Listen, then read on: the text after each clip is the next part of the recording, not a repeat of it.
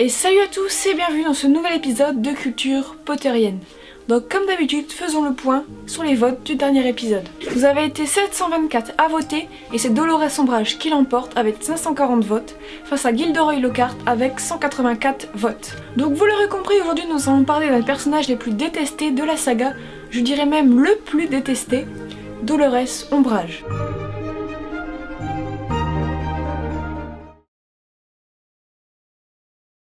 Dolores Ombrage est née le 26 août, mais on ne sait pas vraiment en quelle année.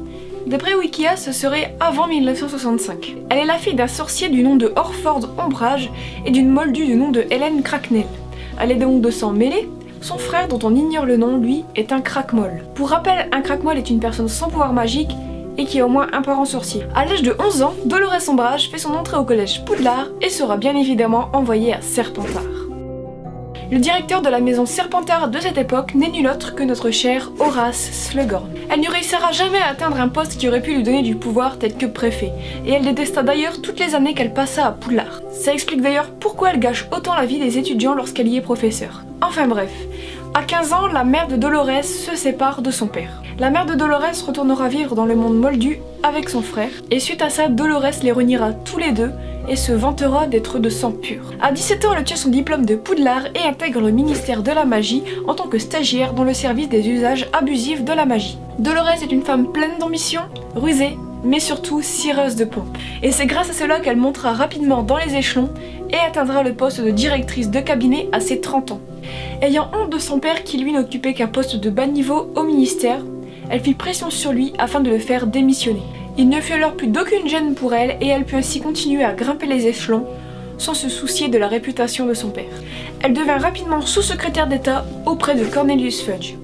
Dolores Ombrage est un personnage qui montre que même le racisme est présent dans l'univers de Harry Potter. En effet, grâce à son poste au ministère de la magie, elle fit passer des lois contre les hybrides tels que les centaures et les loups-garous qu'elle pense non civilisés. Une de ces lois cible d'ailleurs plus particulièrement les loups-garous et les empêchera pour la plupart de trouver du travail. Remus Lupin est une exception puisqu'il occupera un poste de professeur à Poudlard qu'il doit d'ailleurs à mon avis à la grande bonté de Dumbledore. De 1995 à 1996, Dolores Ombrage occupera le poste de professeur de défense contre les forces du mal à Poudlard et sera nommée Grande Inquisitrice. Elle en profitera pour rétablir l'ordre à Poudlard et fera passer de nombreuses réformes. Elle réussira même à occuper pendant une courte période le poste de directrice de Poudlard. Elle finit par être suspendue de ses fonctions, en même temps tu m'étonnes, et retournera au ministère de la magie jusqu'en 1998 en tant que sous-secrétaire d'État. Après la défaite de Voldemort, de nombreuses réformes ont lieu au ministère de la magie, et Dolores Ombrage sera condamnée à perpétuité et envoyée à Azkaban.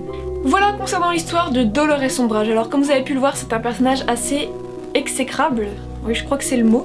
Et donc comme d'habitude, j'ai quelques petites choses à ajouter. Dans les films, les costumes roses d'Ombrage deviennent de plus en plus sombres au fur et à mesure du film. Peut-être une allusion pour nous faire comprendre que le personnage devient de plus en plus diabolique. Et sachez que Stephen King, très célèbre auteur de romans à qui l'on doit par exemple Carrie, s'est exprimé au sujet du personnage et a déclaré « Dolores Ombrage est le meilleur personnage maléfique inventé depuis Hannibal Lecter ». Donc voilà, c'est la fin de cette vidéo, donc j'espère que ça vous aura plu et comme d'habitude, n'oubliez pas que vous pouvez voter pour élire le thème du prochain épisode.